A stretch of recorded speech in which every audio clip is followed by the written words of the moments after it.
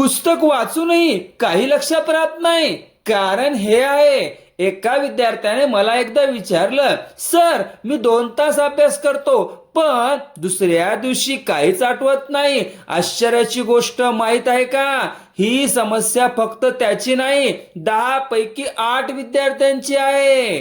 पण याचा अर्थ तुमची स्मरणशक्ती कमकुवत आहे का? अजिबात नाही. आज आपण जाणून घेणार आहोत, पुस्तक वाचूनही काही लक्षात का राहत नाही आणि ते कायमचं कसं बदलायचं. चला तर मग, नंबर 1, फक्त वाचन म्हणजे शिकणं नाही. अनेक विद्यार्थी पुस्तक उघडतात, ओळीनंतर ओळ वाचत राहतात, पण मेंदू फक्त शब्द पाहतो, अर्थ समजून घेत नाही. म्हणून वाचल्यासारखं वाटतं पण लक्षात काहीच राहत नाही. उपाय, प्रत्येक पॅसेज नंतर पुस्तक बंद करा आणि स्वतःच्या शब्दात सांगा, मी आता काय शिकलो.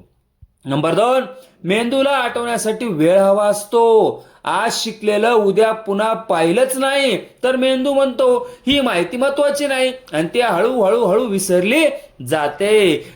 उपाय, 24 तासाच्या आत फक्त 10 मिनिटं तरी रिव्हिजन करा. नंबर 3, लिहिल्याशिवाय स्मरणशक्ती मजबूत होत नाही. फक्त वाचणारे विद्यार्थी लवकर विसरतात, पण जे विद्यार्थी लिहितात, प्रश्न सोडवतात, स्वतःला टेस्ट देतात, त्यांना जास्त आठवतं. उपाय, प्रत्येक धड्यानंतर किमान 5 महत्वाचे मुद्दे वहीत लिहा. नंबर 4, एका वेळी खूप अभ्यास करणं.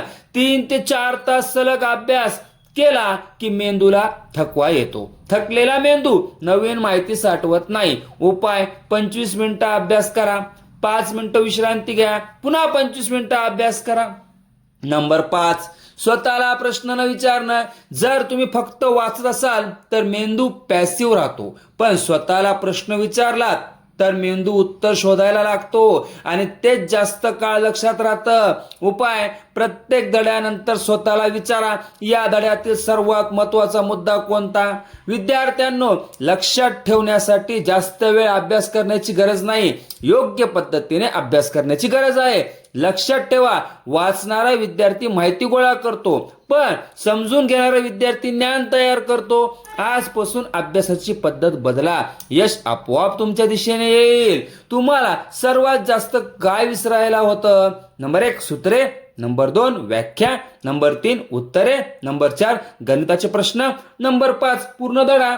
कमेंटमध्ये 1 ते 5 लिहा. हा व्हिडिओ प्रत्येक विद्यार्थी आणि पालकापर्यंत नक्की शेअर करा.